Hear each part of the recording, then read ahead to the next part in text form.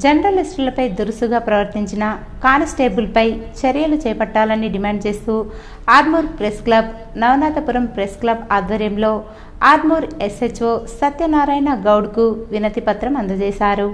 ఆర్మూర్ పట్టణానికి చెందిన జర్నలిస్టులపై పోలీస్ కానిస్టేబుళ్లు సిబ్బంది వైఖరి మార్చుకునే విధంగా ఎస్హెచ్ఓ చర్యలు చేపట్టాలని సూచించారు. పోలీస్ సిబ్బంది దినేష్, అశోక్ జర్నలిస్టుల పట్ల అసభ్యకరంగా ప్రవర్తిస్తూ అవహేళన చేస్తున్నారని, కావాలని ప్రెస్ క్లబ్ సభ్యుల వాహనాలకు జరిమానాలు వేస్తున్నారని, పద్ధతి మార్చుకోకుంటే ఆందోళన కార్యక్రమాలు చేపట్టవలసి వస్తుందని జర్నలిస్టు సంఘాల నాయకులు హెచ్చరించారు.